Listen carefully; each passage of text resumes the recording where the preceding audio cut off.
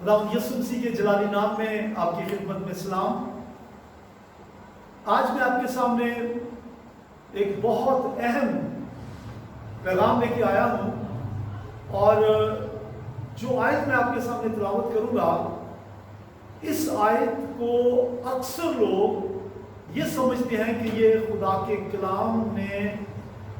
के कलाम ही की कंट्राडिक्शन की है।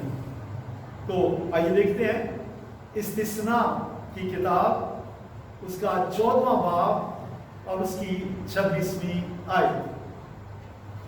यहाँ लिखा है, और उस रुपए से जो कुछ तेरा जी चाहे, खा गाय बैल या भेड़ बकरी या मैर या शराब, मोल लेकर उसे अपने घराने समेत वहां खुदावन के हुजूर खाना और खुशी मनाना।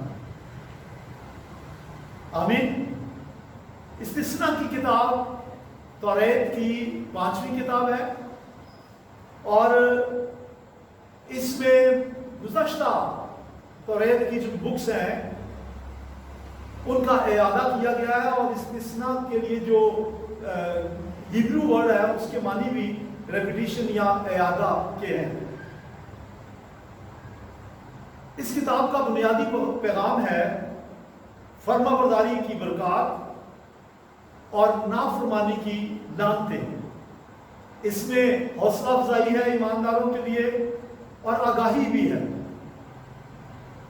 तो इस आयत की तरफ चलने से पहले मैं आपसे एक बात कहना चाह रहा हूं कि जब कभी किसी आयत पे आपको ऐसा लगे कि इसमें तो तज़ाद पाया जाता है, या आपको ऐसा लगे कि खुदा एक जगह पे कुछ कहता है और दूसरी जगह पे अपनी ही नफी करता है, तो आप ये जहन में रख लें कि ऐसी बात हरगिज़ नहीं है।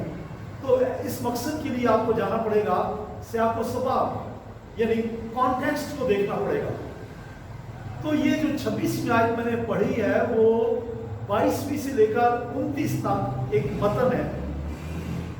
तो आइए आयत ब आयत हम देखते हैं और फिर यकीनन हम 26वीं आयत पे खूब तवज्जो देंगे और 26वीं आयत को खूब अच्छे तरीके से समझेंगे।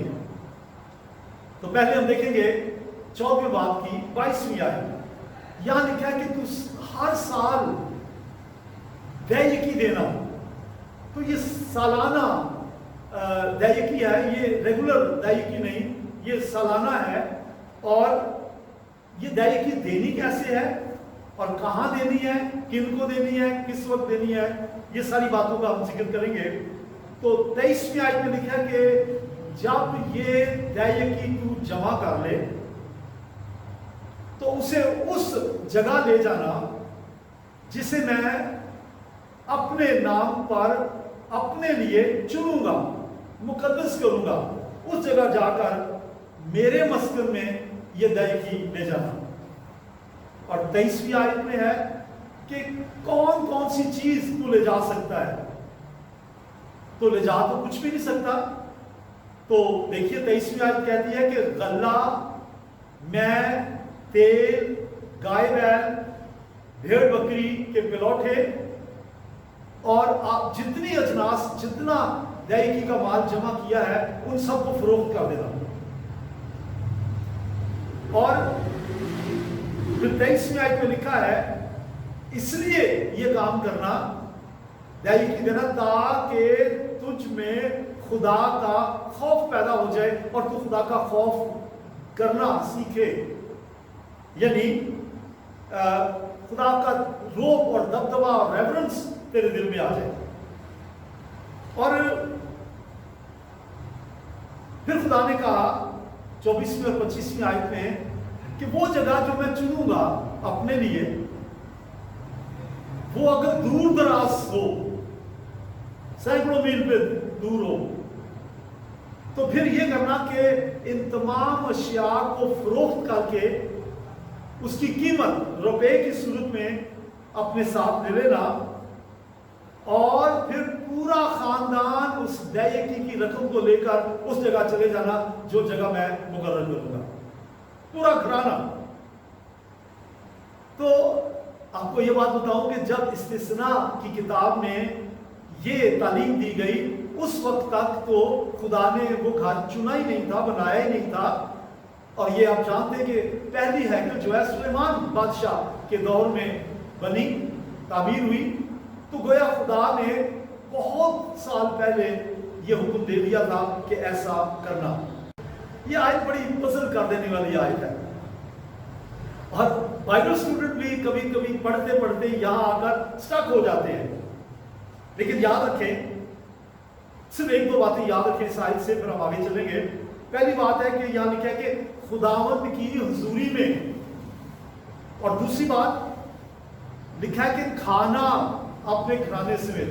پینے کی بات نہیں آئی، حالانکہ میں اور شراب کا لفظ آیا ہے، پینے کی بات نہیں آئی، کھانے کی بات آئی ہے. یہ دو باتیں ذہن میں رہیں اور آگے چلتے ہیں. اب لکھا ہے میں اور شراب قیمتاً لے کر سارے گھرانے سمیت خوشی سے کھانا خداوند کی حضوری میں اور خوشی بنانا. تو یہ آیت گویا ایسا لگتا ہے جیسے شراب نوشی کی اجازت دیتی ہے، یا یوں کہہ لیں کہ یہ کرسچنس کو لائسنس مل گیا ہے کہ وہ شراب پی سکتے ہیں. آپ اسے یوں بھی کہہ سکتے ہیں اس آیت کو کہ جو لوگ نہیں سمجھتے وہ اس آیت کو شراب کا پرمٹ بھی سمجھتے ہیں. تو آپ سے سوال پوچھنا چاہتا ہوں، کیا مسیح شراب نوشی کی اجازت دینے کے لیے مصلوب ہوا؟ آپ کہیں گے نہیں، جی ہاں، ہرگز نہیں. اور کلام کی آیتوں کو توڑ کر لوگ اپنے لیے ہلاکت پیدا کرتے ہیں، اور پھر ایسی باتیں کرتے ہیں جیسے کہ وہ بائبل مقدس میں اس آیت کے مقابل اور کوئی آیت ہے ہی نہیں. انہیں صرف وہی آیت جو ان کی مرضی کی ہوتی ہے وہ نظر آتی ہے اور کچھ نظر نہیں آتا. لیکن آپ کو ایک بات بتا دوں، بائبل مقدس میں کہیں بھی کوئی بات ایسی نہیں کہ خدا نے متی کی انجیل میں کچھ اور کہا اور مکاشفہ میں اس کی کنٹراڈکشن ہو. ایسا بالکل نہیں ہے. لیکن کبھی اگر آپ کو ایسا نظر آئے تو سوچیں اور یاد رکھیں کہ خدا اپنی نفی نہیں کر سکتا. اچھا، تو اگر شراب پینے کی ہیکل میں جا کر یروشلم میں اجازت ہے اگر، تو مجھے آپ یہ بتائیے کہ کیا کبھی آپ شراب کی بوتل لے کر چرچ میں عبادت کے وقت گئے ہیں اور پورے خاندان نے مل کے وہاں شراب پی ہے اور خوشی منائی ہے خداوند کی حضوری میں؟ جی نہیں. تو وہاں آیت میں تو یہی لکھا ہے. پھر اس آیت کی مکمل وضاحت کرنے سے پہلے میں ایک آیت آپ کے سامنے پڑھنا چاہتا ہوں، اور وہ ہے احبار کی کتاب، اس کا 10واں باب اور اس کی 9ویں آیت. یہاں ایک حکم ہے، آئین ہے، یوں سمجھیں کہ ایک فرمان ہے خدا نے دیا. میں پڑھتا ہوں آپ کے لیے. لکھا ہے تو یا تیرے بیٹے میں یا شراب پی کر کبھی خیمہ اجتماع کے اندر داخل نہ ہونا تاکہ تم مر نہ جاؤ. یہ تمہارے لیے نسل در نسل ہمیشہ تک ایک قانون رہے گا. اب احبار کی کتاب جو توریت کی تیسری کتاب ہے اس میں خدا کہتا ہے یہ تمہارے لیے نسل در نسل ایک قانون ہے، کبھی بھی شراب یا میں پی کر ہیکل کے اندر خیمہ اجتماع کے اندر نہ جانا. تو اب یہ سوچئے تیسری کتاب میں خدا قانون دے رہا ہے، اور 5ویں کتاب استثناء میں کیا وہ اجازت دے گا شراب پینے کی؟ جی نہیں. لیکن میں سمجھتا ہوں کہ ابھی آیت یہ واضح نہیں ہوئی، ہو جائے گی. ذرا دھیان سے بیٹھیں، صبر سے انتظار کریں اور خوب غور سے سنیں. خدا اپنے حکم کو منسوخ نہیں کر سکتا. احبار میں دیا گیا حکم منسوخ نہیں ہے. تضاد یا کنٹراڈکشن یا نفی بائبل کی کسی کتاب میں نہیں پائی جاتی. بائبل مقدس الہامی کتاب ہے، خدا کے الہام سے لکھی گئی ہے، لا تبدیل کتاب ہے، زندگیوں کو بدلتی ہے. اس کے پڑھنے والوں مبارک، اس کے سننے والوں مبارک اور اس پہ عمل کرنے والوں مبارک. یہ ہر طرح کے تضاد سے پاک ہے. پریز دی لارڈ، بولے ہاللیلویا. تو میں چاہتا ہوں ایک دفعہ پھر اسی آیت کی طرف چلیں. جو کچھ تیرا جی چاہے، خواہ گائے بیل या भेड़ बकरी या मैं या शराब कीमतन लेकर अपने घराने समेत वहां खुदावन अपने खुदा के हुजूर खाना और खुशी मनाना। मैं और शराब, अभी खाने की बात और पीने की बात मैं बाद में करूंगा। आइए देखते हैं ये मैं क्या है। मैं के लिए जो इंग्लिश वर्ड है वो है वाइन, W से, क्योंकि V से अगर वाइन है वो तो अंगूर का दरख्त है। और इब्रानी में जो इसके लिए लफ्ज आया है वो है याहिन, और ये लफ्ज इब्रानी का जो याहिन है ओल्ड टेस्टमेंट में 140 मरतबा आया है। मैं या वाइन का लफ्ज, मैं या वाइन का लफ्ज बाइबल में दो तरह से इस्तेमाल हुआ है। नंबर 1, नई मैं, ताजा मैं, अंगूरों का ताजा रस, और इसके पीने की कहीं भी ममानियत नहीं है। यह इसराइलियों के लिए एक मशरूब था। यूना की इंजील के दूसरे बाब में खुदावंद यीशु मसीह ने काना गलील में जो पहला मौजज़ा किया, वहां खुदावंद यीशु मसीह ने कहा घड़ों को पानी से भर दिया जाए, और जब उससे कहा कि निकालें तो वो मैं बन चुका था। तो गोया उस जमाने में ये रस्म थी कि लोग ताजा मैं, अंगूरों का ताजा रस शादी में मशरूब के तौर पर इस्तेमाल करते थे। फिर उस जमाने में बाइबल के दौर में मैं को, यानी ताजा मैं को यीशु मसीह ने खुद अपने शागिर्दों को पेश किया। मत्ती की इंजील उसके 26वें बाब की 29वीं आयत में आप ये पढ़ सकते हैं कि यीशु ने कहा, जब रोटी दी तो कहा ये लो मेरा बदन, और फिर अंगूरों का ताजा रस दिया, वाइन दी, नई मैं दी, और कहा ये मेरे खून में नया आहद है। तो आप समझ गए, नई मैं वो मैं है जो नशे से पाक है, जिसमें नशा नहीं है। लेकिन बाइबल में, उर्दू में और इंग्लिश दोनों में, दोनों तरह की मैं के लिए, जो नशा आवर है और जो बगैर नशा के लिए, दोनों के लिए लफ्ज मैं और वाइन ही इस्तेमाल हुआ है। तो फिर हमें कैसे पता चलेगा? जी हाँ, पता चलेगा। अगर पीने की इजाजत है तो वो अंगूरों का रस है, अगर मना किया गया है तो वो पुरानी मैं है। आइए चलते हैं, सीखते हैं पुरानी मैं या ओल्ड वाइन। ये नई मैं को कशीद करके, यानी उसकी फर्मेंटेशन करके, प्रोसेस में से गुजार के बनाई जाती है। तो पुरानी मैं या शराब पीने की सख्त ममानियत है। इब्रानी में इस पुरानी मैं के लिए या शराब के लिए शेकार का लफ्ज इस्तेमाल हुआ है, और इसका मतलब है वो मैं जो इंटॉक्सिकेटेड या फॉर्मेंटेड कर दी गई है, यानी जूस को, अंगूरों के जूस को किसी कीमियाई अमल से गुजार कर नशा बना दिया गया है। तो इसके बनाने की ममानियत है। फिर इसके बनाने के और भी तरीके थे। एक तो मैंने बताया कि ग्रेप जूस को वो उसकी फर्मेंटेशन करके, दूसरा भी तरीका था जौ और शहद और खजूर को मिलाकर इससे ये मीठी और शीरी शराब भी बनाई जाती थी।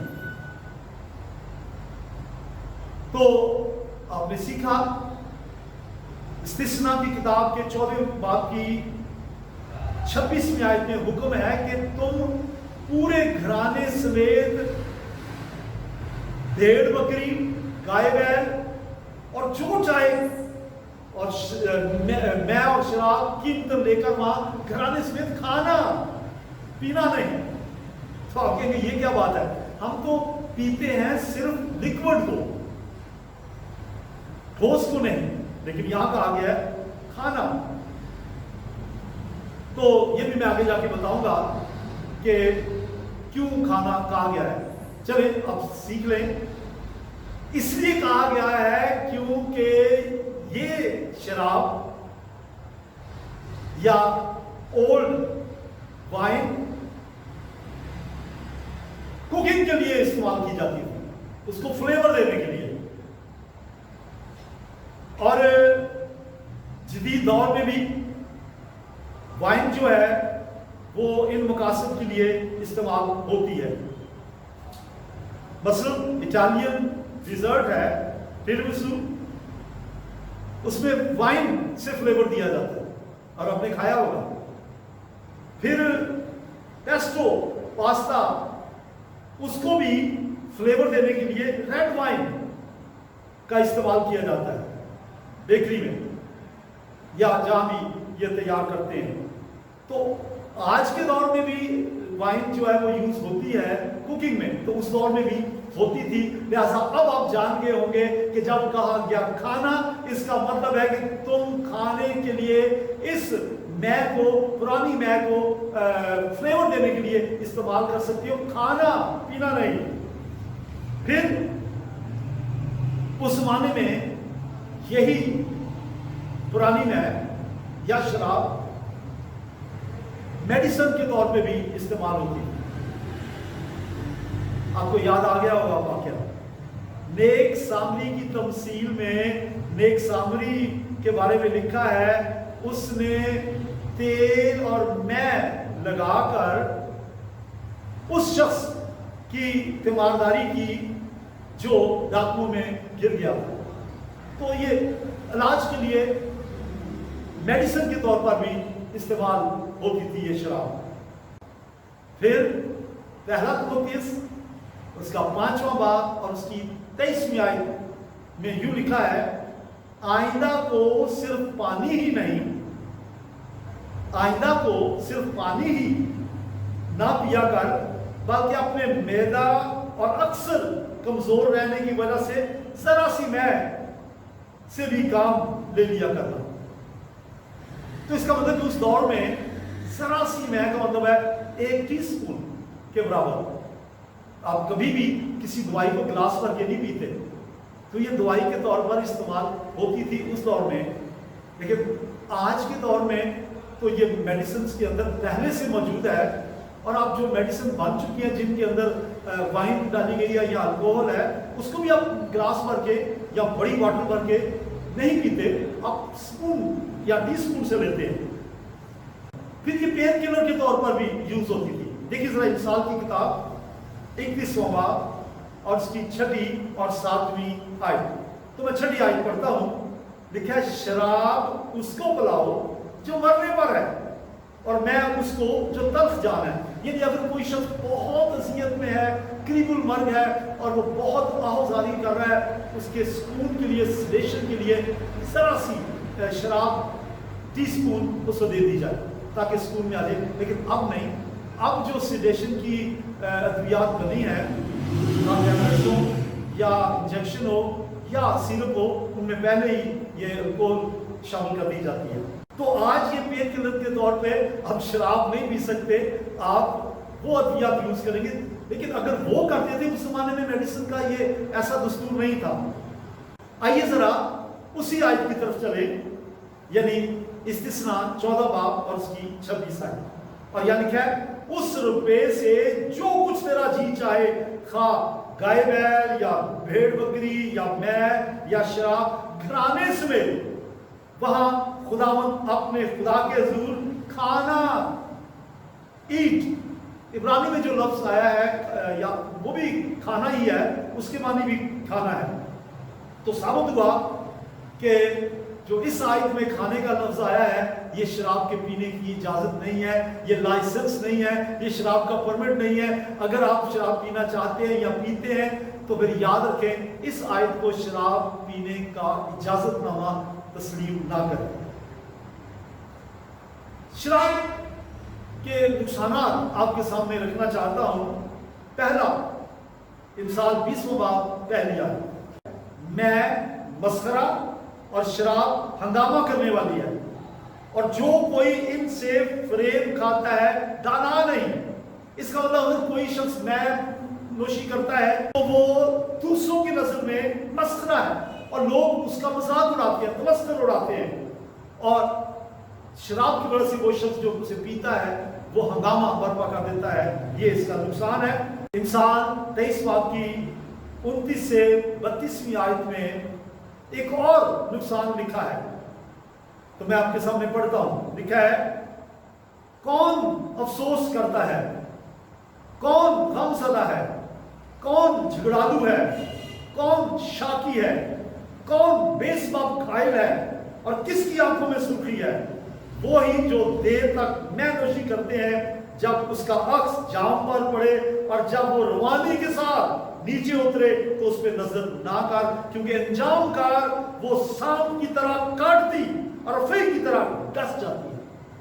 بہت سے نقصانات آپ نے سنے ہیں کہ اس سے افسوس ہوتا ہے پینے والے کو بھی بعد میں، اور پھر غم پیدا ہوتا ہے بعد میں، کیونکہ شاید اس حالت میں وہ مار کٹائی کرے اور کسی اپنی قیمتی چیز کو توڑ دے، اور پھر جھگڑا پیدا ہوتا ہے، شک پیدا ہوتے ہیں شراب پینے والے شخص کو، اور یہ گھائل کر دیتی ہے۔ تو لکھا یہ سانپ کی طرح ڈستی ہے۔ اور ایک اور بات بتاؤں، پہلا کرنتھیوں اس کا 6واں باب 9ویں اور 10ویں آیت، یہاں لکھا ہے کیا تم نہیں جانتے کہ بدکار خدا کی بادشاہی کے وارث نہ ہوں گے؟ یہ بدکاروں کی لسٹ میں پڑھنے لگا ہوں۔ فریب نہ کھاؤ، نہ حرام کار خدا کی بادشاہی کے وارث ہوں گے، نہ بت پرست، نہ زناکار، نہ عیاش، نہ لونڈے باز، نہ چور، نہ لالچی، نہ شرابی، نہ گالیاں بکنے والے اور نہ ظالم۔ تو اتنے بدکردار لوگوں میں شرابی کا بھی ذکر آیا کہ یہ خدا کی بادشاہت میں داخل نہیں ہوں گے۔ شاید آپ شراب تو نہ پیتے ہو، لیکن جو باقی باتیں میں نے آپ کے سامنے پڑھی ہیں، حرام کاری، بت پرستی، زناکاری، عیاشی، ہوموسیکسولیٹی، چوری، لالچ، نشے بازی، گالیاں بکنا اور ظلم کرنا، اگر یہ باتیں آپ میں پائی جاتی ہیں تو یہ یاد رکھیں کہ شراب بھی اسی فہرست میں آئی ہے۔ پھر ایک اور بات، شرابی شخص کو لوگ، میں بائبل میں سے پڑھ کے بتاؤں گا، شرابی شخص کو لوگ خبیث کہتے ہیں، سمجھتے ہیں۔ دیکھیے ذرا پہلا سموئیل پہلا باب 14 سے 16 آیت، ان آیات میں ہم دیکھتے ہیں کہ جب حنا ہیکل میں سیمول کے لیے دعا کر رہی تھی کہ اے خدا مجھے بیٹا عطا فرما، تو وہ آہوزاری کر رہی تھی، رو رہی تھی، چلا رہی تھی، تو ایلی کاہن نے سمجھا شاید حنا نشے میں ہے، تو اس کا جواب قابل غور ہے۔ پہلے باب کی 16 آیت میں وہ کہتی ہے تو اپنی لونڈی کو خبیث عورت نہ سمجھ، میں نشے میں نہیں ہوں۔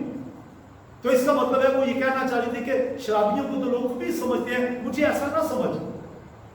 اور عبرانی میں جو لفظ خبیث کے لیے آیا ہے وہ ہے بدکار، بے وقت، the person who has no value, evil، یہ لفظ ہے جو عبرانی میں ان کے لیے آئے ہیں۔ تو آپ سمجھ گئے ہوں گے کہ یہ کس قدر خطرناک ہے۔ تو مجھے یقین ہے کہ آپ یہ جان گئے ہیں کہ استثنا کی کتاب 14 باب 26ویں آیت شراب پینے کا لائسنس نہیں ہے۔ یہ مسیحیوں کو، یہودیوں کو، کسی کو بھی شراب پینے کی اجازت نہیں دیتا۔ جب یہ آیت پڑھے تو ساتھ وہ تمام آیات بھی پڑھے جن میں شراب پینے کی ممانعت کی گئی ہے۔ تو اب میں آج کے پیغام کا اطلاق 2 طرح سے کرنا چاہتا ہوں۔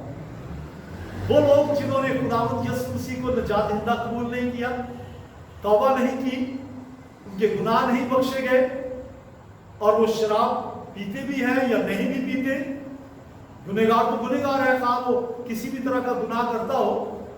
اگر آپ نے توبہ نہیں کی، ابھی خداوند یسوع مسیح سے کہیں اے پیارے خداوند یسوع مسیح میرے گناہ معاف کر، میں توبہ کرتا ہوں، میرے سارے گناہ بخش دے، میرے دل کو اپنے خون سے دھو کے پاک صاف کر دے۔ خداوند یسوع مسیح آپ کے تمام گناہ معاف کر دے گا، آپ کو پاک کر دے گا، اور اس کے بعد جب وہ پاک کر دے، گناہ معاف کر دے، تو کہیے اے خداوند تو نے نجات تو دے دی ہے، تو نے گناہ تو معاف کر دیے ہیں، میری بری عادات میں سے مجھے نکال لے، میری مدد کر تاکہ میں بری عادات کو چھوڑ سکوں۔ آپ خود قابو نہیں پا سکیں گے، خدا کا پاک روح آپ کو قوت دے گا، یسوع مسیح آپ کو قوت دے گا۔ اور پھر میں آپ ایمانداروں سے بات کرنا چاہتا ہوں، آپ نے نجات پائی، توبہ کی، खुदा को कबूल किया, लेकिन शायद आप